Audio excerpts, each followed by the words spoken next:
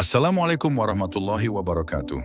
Semoga keselamatan, rahmat, dan keberkahan dari Allah senantiasa tercurah kepada kita semua, dimanapun kita berada, dalam keadaan apapun hati kita hari ini. Saudaraku, jika saat ini hatimu terasa lelah oleh dunia, pikiranmu dipenuhi pertanyaan tentang hidup, dan jiwamu merindukan ketenangan yang sejati, maka hadirnya kita di sini bukanlah sebuah kebetulan. Setiap langkah, setiap rasa ingin tahu, dan setiap pencarian makna telah dituntun oleh Allah dengan cara yang seringkali tidak kita sadari. Pada kesempatan ini, mari kita belajar bersama, bukan untuk merasa paling tahu, bukan untuk membuktikan siapa yang benar, tetapi untuk menundukkan hati di hadapan kebesaran Allah. Kita akan menapaki sebuah kajian tentang 7 lapis bumi dan 7 lapis langit, tentang nama-namanya, tentang makhluk dan penghuni yang ditetapkan Allah di setiap lapisan ciptaannya, sebagaimana yang tercatat dalam Al-Quran, hadis, dan sejarah spiritual umat Islam. Kajian ini bukan sekadar kisah tentang alam semesta, tetapi cermin bagi jiwa manusia. Karena semakin luas ciptaan Allah yang kita renungkan, semakin kecil ego yang seharusnya kita lepaskan. Semakin dalam lapisan bumi yang kita pahami, semakin rendah hati kita seharusnya bersikap. Mari kita dengarkan dengan hati yang tenang, pikiran yang terbuka, dan jiwa yang siap menerima hikmah.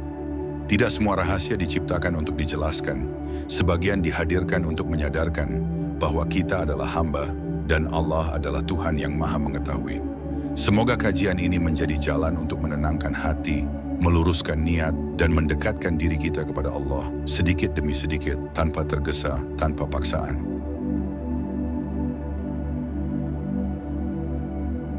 Sejak manusia pertama kali menengadah ke langit, muncul satu pertanyaan yang tidak pernah benar-benar pergi dari batin manusia. Apakah realitas hanya sebatas yang terlihat oleh mata? Al-Quran datang bukan untuk memuaskan rasa ingin tahu semata, tetapi untuk membangunkan kesadaran. Ketika Allah menyebut tentang 7 lapis langit dan 7 lapis bumi, itu bukan sekadar informasi kosmologi, melainkan undangan untuk memahami posisi manusia di tengah ciptaan yang jauh lebih luas dari dirinya. Dalam sejarah Islam, para ulama, mufassir, dan ahli makrifat selalu berhati-hati saat berbicara tentang alam bertingkat. Mereka membedakan antara wahyu yang pasti, penjelasan yang diisyaratkan, dan ilmu yang disimpan sebagai rahasia ketuhanan. Maka kajian ini bukan perjalanan menuju sensasi, melainkan perjalanan menuju adab. Mengetahui sampai batas yang diizinkan Allah, dan berhenti dengan tenang saat batas itu tiba. Video ini disusun sebagai perjalanan kesadaran. Kita akan berjalan dari yang paling dekat dengan manusia, menuju yang paling tinggi dan paling dalam, sebagaimana dicatat dalam sejarah wahyu dan sejarah spiritual Islam. Tidak semua nama disebut oleh Al-Quran, dan tidak semua makhluk dijelaskan secara rinci. Namun justru di sanalah letak hikmahnya, agar manusia belajar rendah hati di hadapan keluasan ilmu Allah.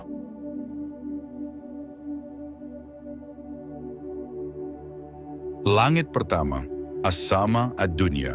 Langit pertama dalam Al-Quran disebut secara jelas sebagai As-Sama Ad-Dunya, yang berarti langit yang paling dekat. Ini adalah satu-satunya lapisan langit yang namanya disebut langsung dalam wahyu. Dalam Quran surat Asy-Syafat dan Al-Mulk, Allah menjelaskan bahwa langit ini dihiasi dengan bintang-bintang dan dijaga dari gangguan setan.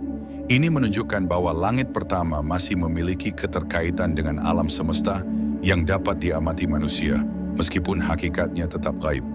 Dalam peristiwa Isra Mi'raj, Nabi Muhammad naik menembus langit pertama dan bertemu Nabi Adam. Pertemuan ini bukan kebetulan sejarah, melainkan susunan makna. Nabi Adam adalah manusia pertama, dan langit pertama adalah gerbang awal alam atas. Seolah Allah memperlihatkan bahwa perjalanan kesadaran manusia dimulai dari mengenali asal dirinya sebelum melangkah lebih tinggi. Penghuni utama langit pertama selain Nabi Adam adalah para malaikat penjaga langit. Dalam hadis Syahih dijelaskan bahwa setiap langit memiliki penjaga yang tidak dapat dilewati kecuali dengan izin Allah. Di langit pertama pula terdapat malaikat yang bertugas mengatur urusan alam semesta yang paling dekat dengan dunia manusia, termasuk peredaran benda langit dan penjagaan batas antara alam jin dan alam malaikat. Secara spiritual, para ulama tasawuf memaknai langit pertama sebagai lapisan kesadaran awal manusia. Ia adalah wilayah di mana manusia masih terikat kuat dengan dunia, dengan penglihatan, dengan sebab akibat yang tampak. Karena itu langit pertama dihiasi bintang, simbol cahaya kecil yang membimbing di tengah gelapnya ketidaktahuan, namun belum cahaya yang sempurna. As-Sama ad-Dunya mengajarkan satu pelajaran penting, bahwa kedekatan dengan bumi bukanlah aib, tetapi berhenti di sana adalah keterbatasan. Manusia yang hanya mengenal langit pertama akan mengira alam semesta berakhir pada apa yang bisa dihitung dan diukur. Padahal langit pertama hanyalah pintu. Di atasnya masih ada lapisan demi lapisan yang semakin halus, semakin sunyi, dan semakin dekat kepada keagungan Allah.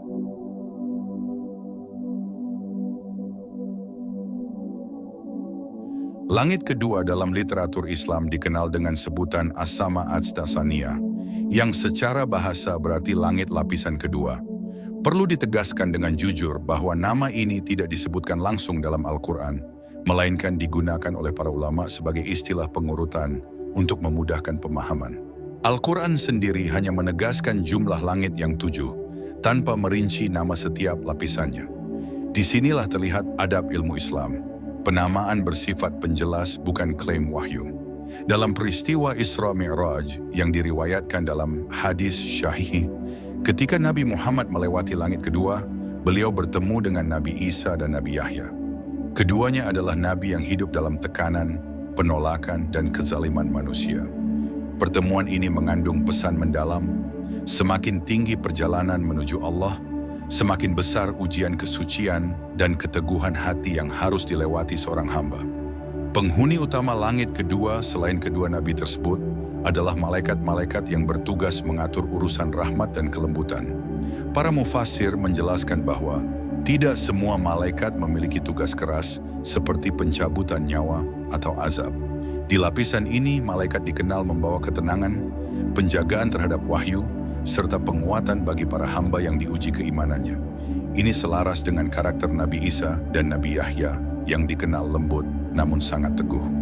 Dalam sejarah spiritual Islam, langit kedua sering dimaknai sebagai lapisan kesadaran, penyucian diri. Jika langit pertama berkaitan dengan kesadaran dunia dan pengenalan asal manusia, maka langit kedua adalah tahap pembersihan batin. Di sini manusia mulai berhadapan dengan luka, penolakan, dan rasa tidak dimengerti. Namun justru pada tahap inilah keikhlasan diuji, sebagaimana kehidupan Nabi Isa dan Nabi Yahya yang penuh kesederhanaan dan pengorbanan. As-Sama Ats-Tsaniyah mengajarkan bahwa kedekatan dengan Allah tidak selalu ditandai dengan kenyamanan. Terkadang ia hadir dalam kesendirian, dalam diam, dan dalam kesabaran yang panjang. Siapapun yang ingin melampaui lapisan ini harus rela membersihkan niat, melepaskan pencarian pengakuan manusia, dan menerima bahwa kebenaran tidak selalu disambut dengan tepuk tangan. Disinilah jiwa mulai belajar tenang meski dunia tidak selalu ramah.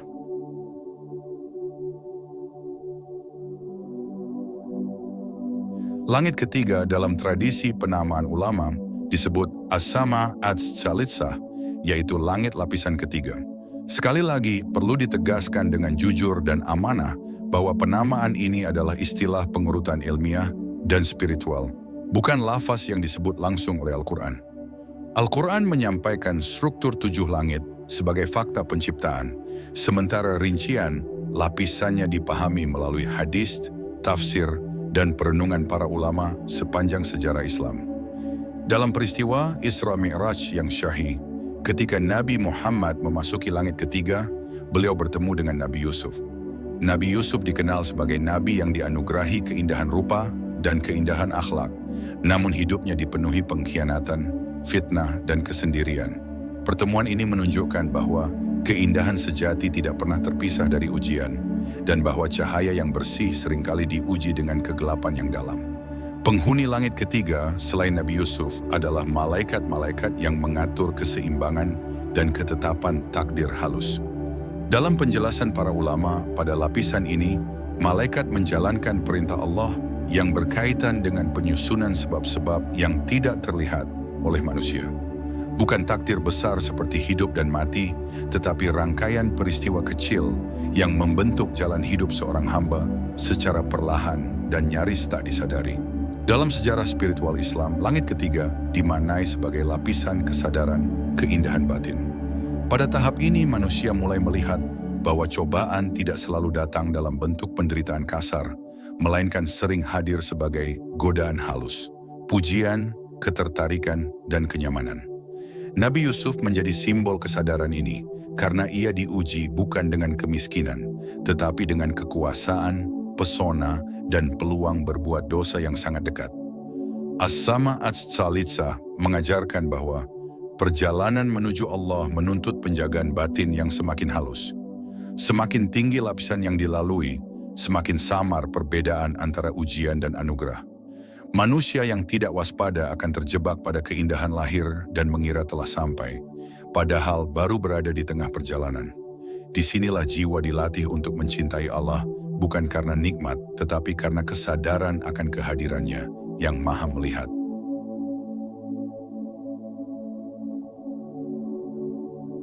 Langit keempat, As-Sama Ar-Rabi'ah. Langit keempat dalam penamaan ulama disebut As-Sama Ar-Rabi'ah, yakni lapisan keempat dari 7 langit. Sebagaimana lapisan sebelumnya, nama ini merupakan istilah pengurutan yang digunakan dalam tafsir dan kajian kosmologi Islam klasik, bukan lafaz yang disebut langsung oleh Al-Quran. Namun keberadaan langit keempat ditegaskan secara tidak langsung melalui hadis Isra Mi'raj yang syahih, yang menjelaskan perjalanan Nabi Muhammad menembus lapisan demi lapisan langit dengan izin Allah. Di langit keempat, Nabi Muhammad bertemu dengan Nabi Idris. Al-Quran menyebut Nabi Idris sebagai seorang nabi yang sangat jujur dan sabar, serta menyatakan bahwa Allah telah mengangkatnya ke tempat yang tinggi.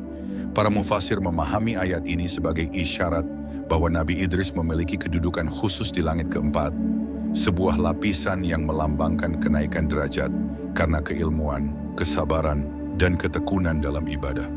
Penghuni langit keempat selain Nabi Idris adalah malaikat-malaikat yang bertugas mencatat dan mengangkat amal-amal tertentu. Dalam sejarah tafsir dan riwayat, dijelaskan bahwa tidak semua amal manusia naik dengan kadar yang sama. Pada lapisan ini, amal yang disertai keikhlasan, kesabaran, dan ketekunan jangka panjang mendapatkan perhatian khusus. Ini selaras dengan karakter Nabi Idris, yang dikenal sebagai nabi pertama yang mengajarkan tulisan, ilmu, dan perhitungan waktu. Dalam perspektif spiritual Islam, langit keempat dipahami sebagai lapisan kesadaran, keilmuan, dan ketekunan. Jika langit sebelumnya berkaitan dengan pembersihan dan keindahan batin, maka lapisan ini menuntut konsistensi. Disinilah manusia diuji bukan oleh godaan sesaat, tetapi oleh kejenuhan, kelelahan, dan rasa ingin berhenti. Mereka yang bertahan akan merasakan bahwa ilmu sejati tidak datang secara tiba-tiba, melainkan diangkat sedikit demi sedikit oleh Allah. As-Sama Ar-Rabi'ah mengajarkan bahwa ketinggian bukan hasil loncatan, melainkan hasil perjalanan yang sabar. Tidak semua orang yang berilmu diangkat derajatnya, dan tidak semua yang rajin otomatis dekat dengan Allah. Namun siapa yang memadukan kejujuran, kesabaran, dan ketekunan akan mengalami apa yang dialami Nabi Idris. Bukan sekadar mengetahui kebenaran, tetapi diangkat oleh Allah ke tingkat yang lebih tinggi, baik di dunia maupun di alam yang tidak terlihat.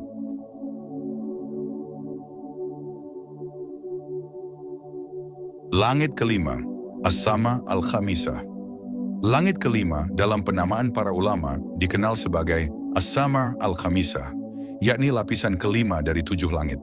Seperti lapisan-lapisan sebelumnya, penamaan ini berfungsi sebagai penanda urutan kosmik dan bukan sebagai penetapan wahyu literal.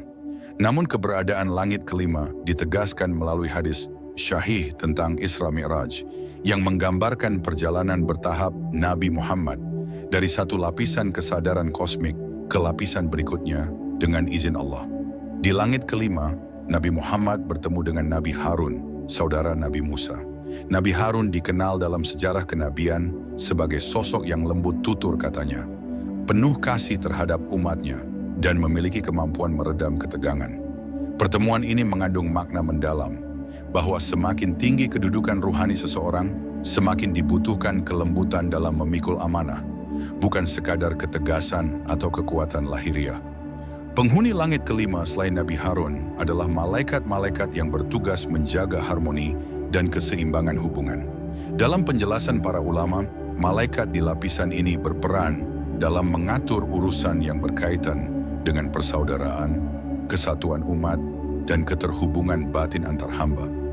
Mereka menjalankan perintah Allah dalam menjaga agar ketegangan dan perpecahan tidak melampaui batas yang telah ditetapkan. Dalam sejarah spiritual Islam, langit kelima dipahami sebagai lapisan kesadaran kepemimpinan batin. Pada tahap ini, manusia tidak lagi hanya berurusan dengan penyucian diri sendiri, tetapi mulai memikul dampak keberadaannya terhadap orang lain.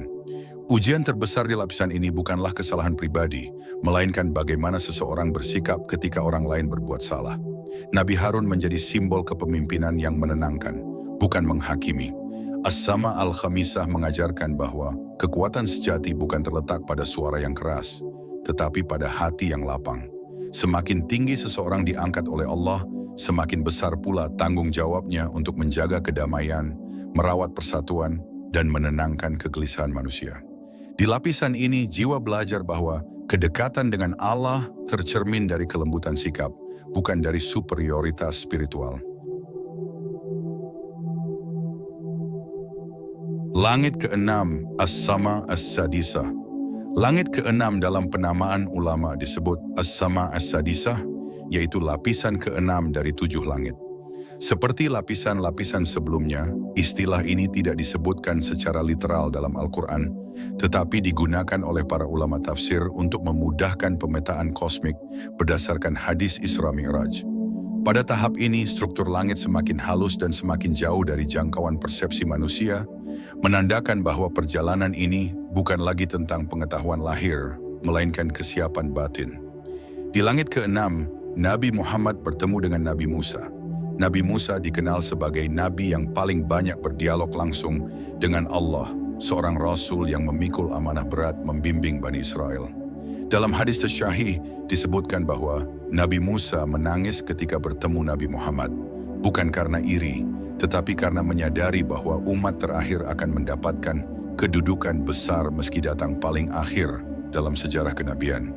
Penghuni langit keenam selain Nabi Musa adalah malaikat-malaikat yang memikul urusan ketetapan berat dan hukum ilahi.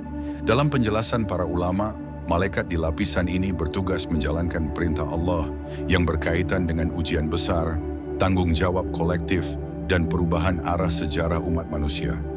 Mereka bukan pembawa ketenangan lembut, melainkan penjaga keseimbangan antara rahmat dan keadilan Allah. Dalam sejarah spiritual Islam, langit keenam dipahami sebagai lapisan kesadaran, tanggung jawab, dan keteguhan prinsip. Pada tahap ini, seorang hamba tidak lagi bertanya, apa yang aku rasakan, tetapi apa yang harus aku lakukan. Disinilah jiwa diuji oleh amanah besar, keputusan sulit, dan konsekuensi panjang. Nabi Musa menjadi simbol jiwa yang kuat berdiri di hadapan kebenaran, meski harus menghadapi penolakan dan kelelahan yang terus berulang.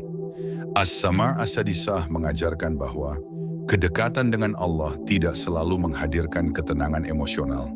Terkadang ia hadir sebagai beban amanah yang berat, tanggung jawab yang menguras tenaga, dan kesedihan melihat manusia berulang kali menyimpang.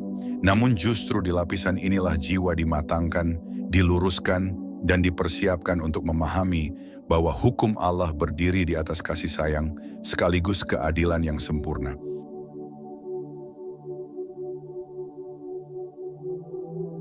Langit ketujuh, As-Sama As-Sabi'ah.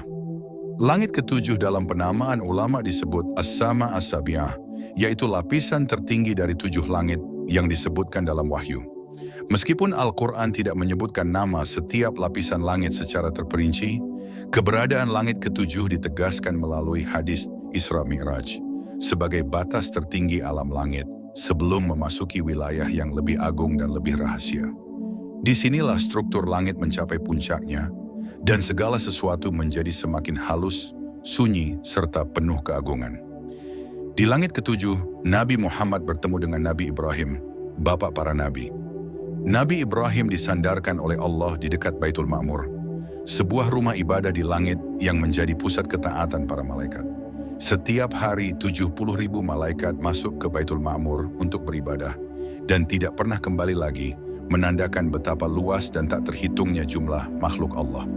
Penghuni utama langit ketujuh adalah para malaikat tertinggi yang memiliki tugas-tugas besar dalam tatanan kosmik. Di antara mereka terdapat malaikat yang senantiasa bertasbih tanpa henti, malaikat yang memikul arsy, dan malaikat yang mengatur perintah-perintah besar dari Allah ke seluruh lapisan alam. Langit ketujuh bukan tempat aktivitas dunia, melainkan pusat ketaatan murni yang tidak pernah ternoda oleh kelalaian. Dalam sejarah spiritual Islam, langit ketujuh dipahami sebagai lapisan kesadaran tauhid murni. Pada tahap ini manusia tidak lagi melihat dirinya, amalnya, atau perjalanannya. Yang tersisa hanyalah kesadaran tentang kebesaran Allah dan ketiadaan makna diri tanpanya. Nabi Ibrahim menjadi simbol penyerahan total ini, seorang hamba yang rela meninggalkan segalanya demi menjaga keesaan dan ketaatan kepada Allah. As-Sama As-Sabi'ah mengajarkan bahwa puncak perjalanan bukanlah pencapaian, melainkan pengosongan diri. Semakin tinggi seseorang diangkat, semakin ia menyadari bahwa tidak ada daya dan kekuatan kecuali dengan izin Allah. Langit ketujuh bukan akhir segalanya, melainkan batas langit sebelum wilayah yang tidak dapat dijangkau oleh makhluk. Tempat di mana kehendak Allah berdiri tanpa perantara.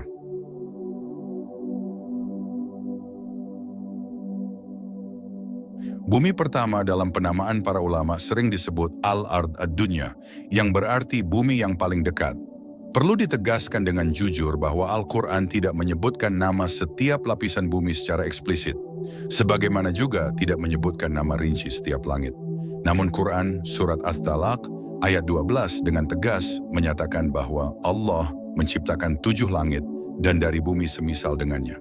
Dari ayat inilah para ulama memahami bahwa bumi memiliki struktur bertingkat, meskipun rincian detailnya disimpan oleh Allah. Al-Ard Ad-Dunya adalah bumi yang kita tempati saat ini, tempat manusia dilahirkan, hidup, diuji, dan wafat. Disinilah hukum sebab akibat berjalan paling jelas, dan disinilah syariat Allah diturunkan melalui para rasul. Bumi pertama menjadi pusat sejarah kenabian, tempat turunnya wahyu kepada Nabi Muhammad, dan tempat di mana manusia diberi kebebasan memilih antara ketaatan dan pembangkangan. Tidak ada lapisan bumi lain yang mendapatkan kehormatan sebesar ini. Penghuni utama bumi pertama adalah manusia, sebagai khalifah yang diberi amanah, serta bangsa jin yang hidup di alam berbeda namun berada dalam wilayah bumi. Selain itu, terdapat makhluk-makhluk lain seperti hewan dan tumbuhan yang tunduk sepenuhnya pada hukum penciptaan Allah.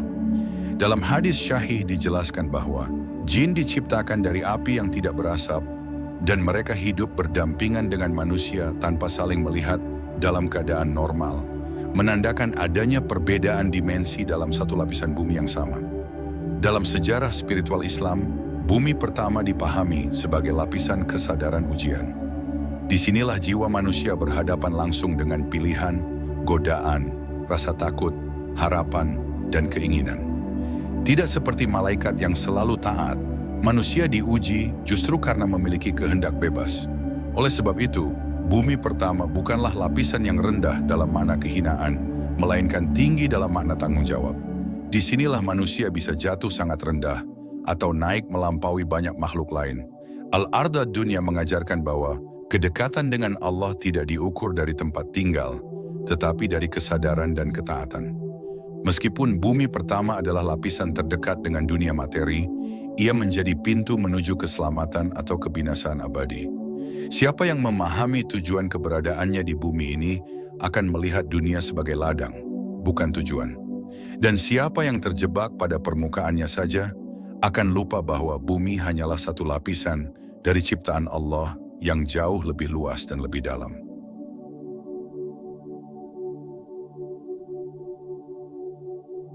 Bumi kedua dalam penamaan ulama disebut Al-Ard As-Saniyah, yang berarti bumi lapisan kedua. Sebagaimana lapisan bumi lainnya, selain yang pertama, nama ini tidak disebutkan secara eksplisit dalam Al-Quran maupun hadis syahih, melainkan digunakan oleh para mufassir sebagai istilah pengurutan. Quran hanya memberikan satu kepastian bahwa bumi berlapis 7 semisal dengan langit. Selebihnya dibiarkan sebagai wilayah yang tidak semua rahasianya dibuka kepada manusia.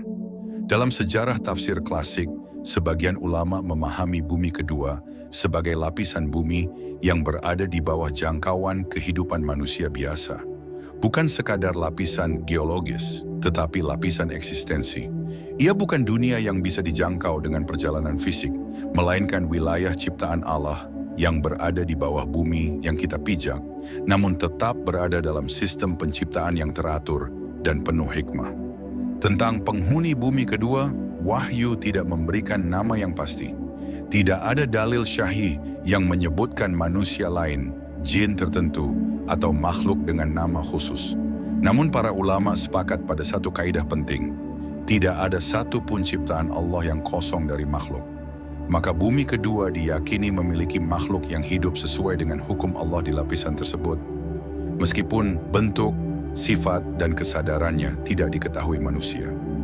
Dalam sejarah spiritual Islam, bumi kedua sering dipahami sebagai lapisan kesadaran ketersembunyian. Ia melambangkan realitas bahwa tidak semua yang ada harus terlihat, dan tidak semua kehidupan harus dapat dipahami oleh manusia. Pada tahap ini, manusia diajak menyadari bahwa ilmu bukan tentang mengetahui segalanya, tetapi tentang mengetahui batas. Bumi kedua menjadi simbol bahwa ciptaan Allah jauh melampaui kebutuhan manusia untuk memahami. Al-Ard Ats-Tsaniyah mengajarkan satu pelajaran yang sangat halus, bahwa rasa ingin tahu tanpa adab dapat menyesatkan, sementara ketundukan tanpa banyak bertanya dapat menyelamatkan. Siapa yang memaksakan imajinasi tentang bumi kedua akan terjebak dalam cerita tanpa dasar. Namun siapa yang menerimanya sebagai bagian dari kebesaran Allah yang tidak dijelaskan secara rinci akan memperoleh ketenangan batin. Disinilah jiwa mulai belajar diam, dan dalam diam itu ia justru semakin dekat kepada Allah.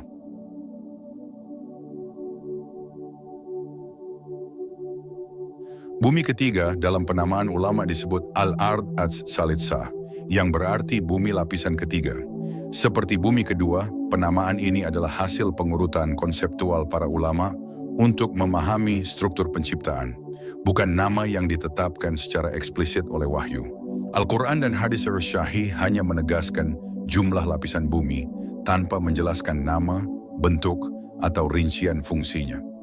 Diamnya wahyu pada titik ini bukan kekurangan, melainkan penjagaan agar manusia tidak melampaui batas akalnya. Dalam sebagian penafsiran ulama klasik, bumi ketiga dipahami sebagai lapisan eksistensi yang lebih jauh dari interaksi manusia, bahkan dari interaksi jin. Ia bukan tempat kehidupan yang bersentuhan dengan sejarah manusia, tidak menjadi panggung ujian seperti bumi pertama, dan tidak pula dikenal dalam pengalaman ruhani yang umum. Bumi ini berada dalam sistem ciptaan Allah yang berjalan dengan hukum yang tidak kita kenal, namun tetap tunduk sepenuhnya kepada kehendaknya. Tentang penghuni bumi ketiga, wahyu tidak menyebutkan nama, jenis, maupun sifat mereka. Tidak ada hadis syahih yang menjelaskan bentuk makhluk di lapisan ini. Namun para ulama akidah menegaskan satu prinsip penting. Setiap lapisan ciptaan Allah memiliki makhluk yang memakmurkannya, meskipun tidak semua makhluk diciptakan untuk diuji dengan syariat seperti manusia. Maka penghuni bumi ketiga diyakini sebagai makhluk ciptaan Allah yang hidup sesuai dengan hukumnya, tanpa keterkaitan langsung dengan manusia. Dalam sejarah spiritual Islam, bumi ketiga sering dimaknai sebagai lapisan kesadaran keterlepasan. Jika bumi kedua mengajarkan adab diam, maka bumi ketiga mengajarkan keikhlasan untuk tidak terikat pada keinginan memahami segalanya. Pada tahap ini, manusia yang merenung akan menyadari bahwa banyak realitas tetap berjalan sempurna tanpa perlu diketahui atau disaksikan olehnya. Kesadaran ini melahirkan ketenangan yang lebih dalam dan meruntuhkan ilusi bahwa manusia adalah pusat dari seluruh ciptaan. Al-Ard Ats-Salitsah mengajarkan bahwa kebesaran Allah tidak membutuhkan pengakuan manusia. Ada ciptaan yang tidak disebut, tidak disaksikan, dan tidak dikenang, namun tetap berada dalam pengaturan Allah yang maha teliti. Bagi jiwa yang merenung, Bumi ketiga menjadi cermin bahwa hidup manusia pun tidak diukur dari seberapa banyak ia diketahui, melainkan seberapa ikhlas ia menjalani perannya di hadapan Allah, meski dalam kesunyian.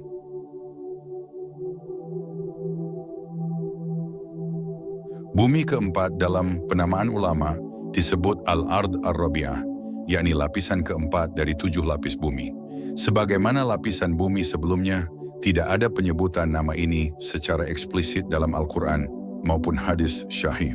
Penamaan ini digunakan dalam karya tafsir dan kosmologi Islam klasik sebagai bentuk pemetaan konseptual terhadap ayat Quran surat At-Talaq ayat 12 yang menegaskan bahwa bumi diciptakan berlapis sebagaimana langit. Pada titik ini, ilmu manusia mulai berdiri di batas yang sangat tipis antara pengetahuan dan penyerahan diri. Dalam sebagian penjelasan ulama tafsir, bumi keempat dipahami sebagai lapisan ciptaan yang memiliki keteraturan sangat ketat, di mana segala sesuatu berjalan tanpa penyimpangan sedikit pun.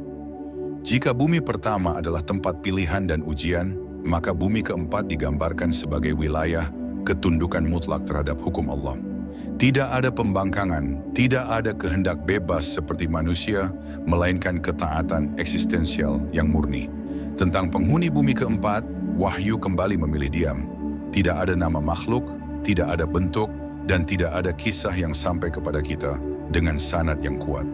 Namun para ulama akidah bersepakat bahwa ketaatan mutlak adalah ciri makhluk yang tidak diberi pilihan, sebagaimana malaikat. Maka sebagian ulama memahami bahwa penghuni bumi keempat adalah makhluk ciptaan Allah yang tunduk sepenuhnya menjalankan fungsi tertentu dalam keseimbangan ciptaan tanpa ujian dosa dan pahala seperti manusia. Dalam sejarah spiritual Islam, bumi keempat sering dimaknai sebagai lapisan kesadaran penahanan diri. Ia melambangkan kondisi ketika jiwa manusia mulai berhenti memberontak terhadap takdir. Pada tahap ini, seseorang tidak lagi sibuk mempertanyakan mengapa ini terjadi, melainkan mulai menerima bahwa setiap ketetapan Allah memiliki tempatnya masing-masing. Bumi keempat menjadi simbol kedewasaan batin, di mana keinginan pribadi tidak lagi menjadi pusat orientasi hidup. Al-Ard Ar-Rabi'ah mengajarkan bahwa ketenangan tidak selalu datang dari jawaban, tetapi dari penerimaan. Semakin dalam manusia menyelami struktur ciptaan Allah, semakin ia memahami bahwa kebebasan bukan berarti tanpa batas, melainkan mengetahui kapan harus tunduk.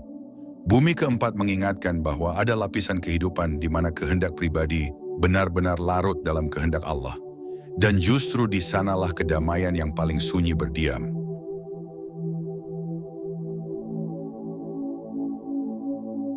Bumi kelima dalam penamaan ulama disebut Al-Ard Al-Khamisah, yaitu lapisan kelima dari 7 lapis bumi.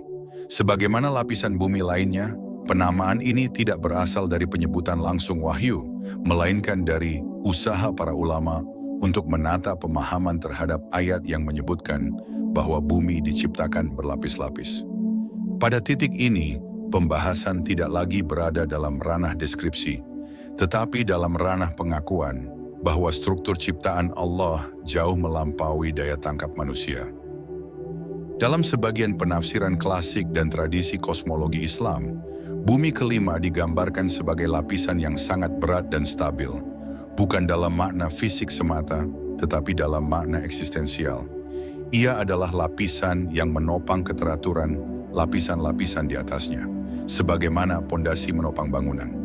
Tidak ada peristiwa sejarah manusia yang tercatat di sini, karena bumi kelima bukan panggung ujian, melainkan bagian dari sistem penyangga ciptaan Allah. Tentang penghuni bumi kelima, wahyu tidak menyebutkan satu nama pun. Tidak ada riwayat syahih yang menjelaskan makhluk tertentu, dan para ulama sepakat untuk tidak berspekulasi.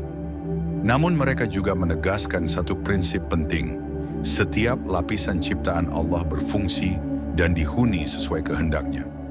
Maka penghuni bumi kelima diyakini sebagai makhluk ciptaan Allah yang keberadaannya bukan untuk dilihat atau dikenali, melainkan untuk menjalankan peran kosmik yang telah ditetapkan.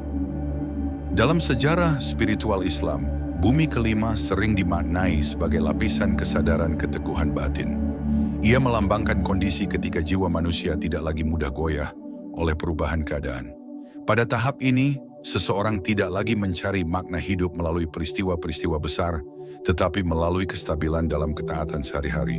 Bumi kelima menjadi simbol keteguhan yang tidak terlihat, namun sangat menentukan keseimbangan keseluruhan perjalanan ruhani. Al-Ard Al-Khamisah mengajarkan bahwa tidak semua yang penting harus tampak. Sebagaimana pondasi tidak pernah dipuji, namun tanpanya bangunan runtuh, demikian pula ada lapisan ciptaan Allah yang bekerja dalam diam. Bagi jiwa yang merenung, bumi kelima mengingatkan bahwa peran manusia di hadapan Allah tidak diukur dari seberapa terlihat amalnya, melainkan dari seberapa kokoh ia menjaga keteguhan hati dalam ketaatan, meski tanpa sorotan.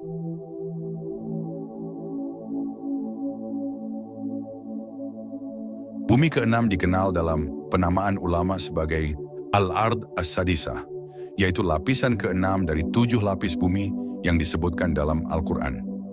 Pada lapisan ini, para ahli tafsir menegaskan bahwa pembahasan manusia harus dibatasi oleh adab, karena tidak ada satupun dalil syahih yang memberikan gambaran fisik rinci tentang bentuk, warna, atau struktur lapisan ini. Yang dapat dipastikan hanyalah keberadaannya sebagai bagian dari ciptaan Allah yang berlapis dan teratur. Dalam sebagian kosmologi Islam klasik, bumi keenam dipahami sebagai lapisan yang sangat dalam, bukan hanya dalam pengertian jarak, tetapi dalam makna keterpisahan dari alam yang dapat dijangkau indera. Lapisan ini digambarkan sebagai wilayah yang tidak terpengaruh oleh dinamika permukaan, baik perubahan zaman, kehancuran, maupun kelahiran makhluk di bumi manusia. Ia berada dalam ketetapan yang tetap sejak penciptaannya. Mengenai penghuni bumi keenam, tidak terdapat satupun riwayat syahih yang menyebutkan nama, jenis, atau sifat mereka secara eksplisit. Para ulama menegaskan bahwa membicarakan makhluk di lapisan ini tanpa dasar wahyu adalah bagian dari gulu yang harus dihindari. Namun secara prinsip, sebagaimana disebutkan dalam Al-Quran, bahwa tidak ada satupun ciptaan Allah yang kosong dari tugas dan fungsi, maka bumi keenam pun diyakini memiliki makhluk ciptaan Allah yang menjalankan peran sesuai ketetapannya tanpa pernah menampakkan diri kepada manusia. Dalam sejarah spiritual Islam, Al-Ard As-Sadisah sering dipahami secara simbolik sebagai kedalaman kesadaran tauhid murni, ketika seorang hamba tidak lagi menggantungkan pemahamannya pada sebab dan akibat duniawi. Pada tahap ini, manusia tidak lagi bertanya mengapa, melainkan menerima bahwa setiap ketentuan datang dari Allah dengan hikmah yang sempurna, meskipun tidak dapat dipahami oleh akal. Bumi keenam mengajarkan satu pelajaran besar, bahwa ada batas yang tidak boleh dilampaui oleh rasa ingin tahu manusia. Sebagaimana Allah menciptakan lapisan bumi yang tidak untuk dijelajahi, Dia juga menetapkan batas ilmu agar manusia tetap rendah hati. Al-Ard As-Sadisah menjadi pengingat bahwa kemuliaan manusia bukan terletak pada seberapa banyak rahasia alam yang ia ketahui, tetapi pada seberapa dalam ia tunduk kepada kebesaran Allah tanpa syarat.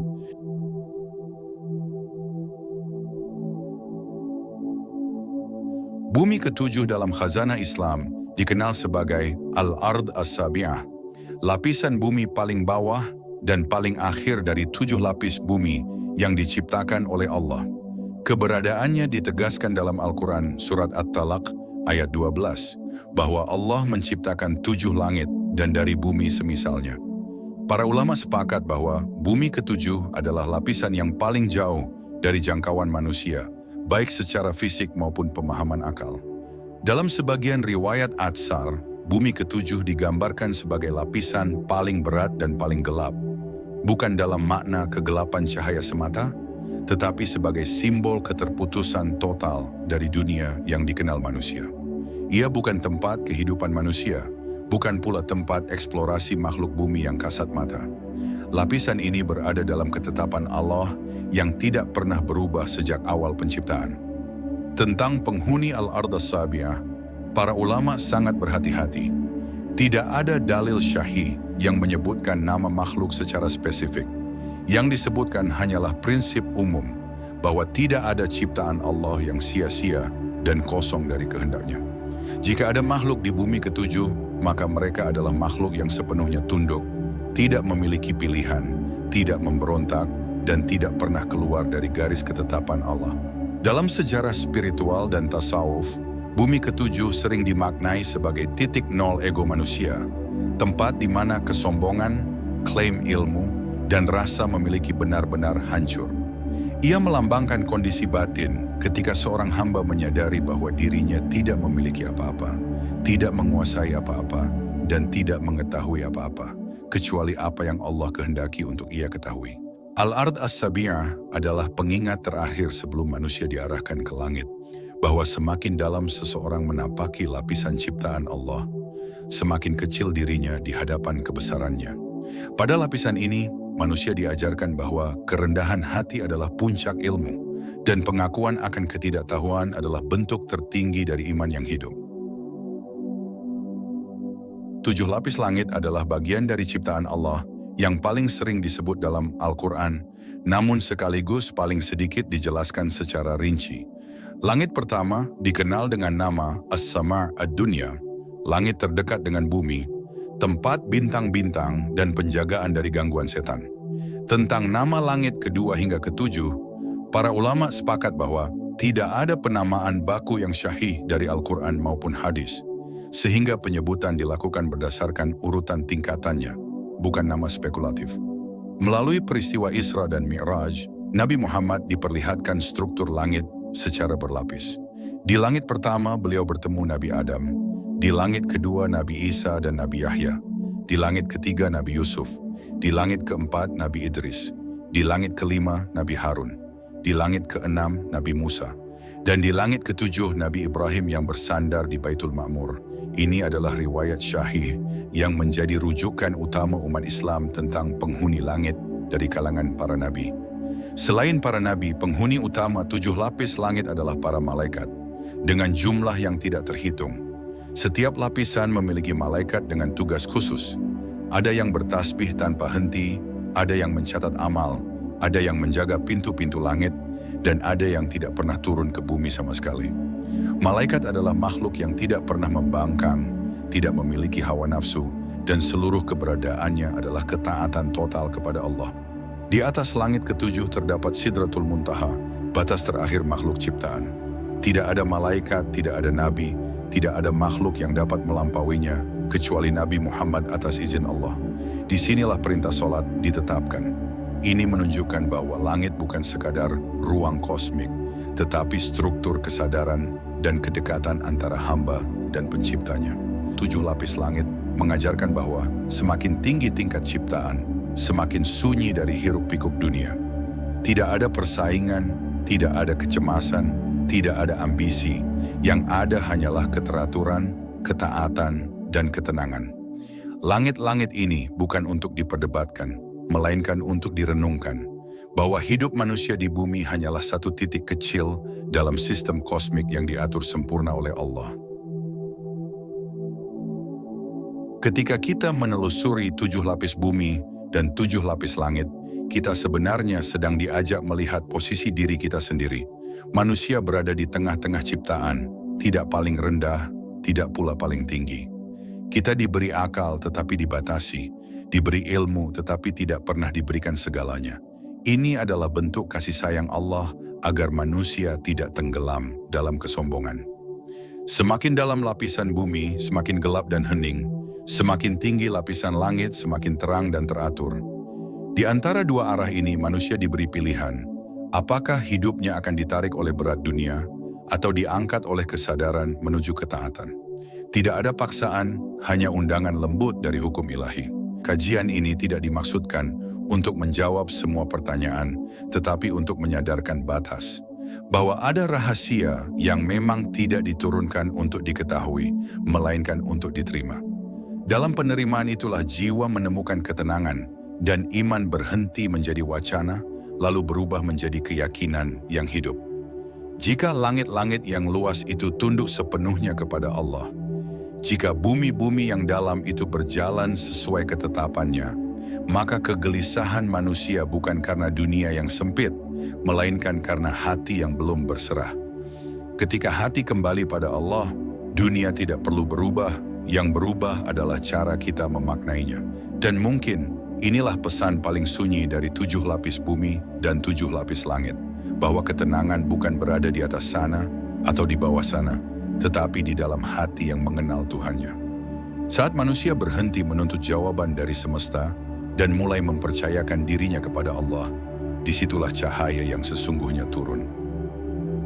Sebelum kita berpisah, marilah kita sejenak menundukkan hati.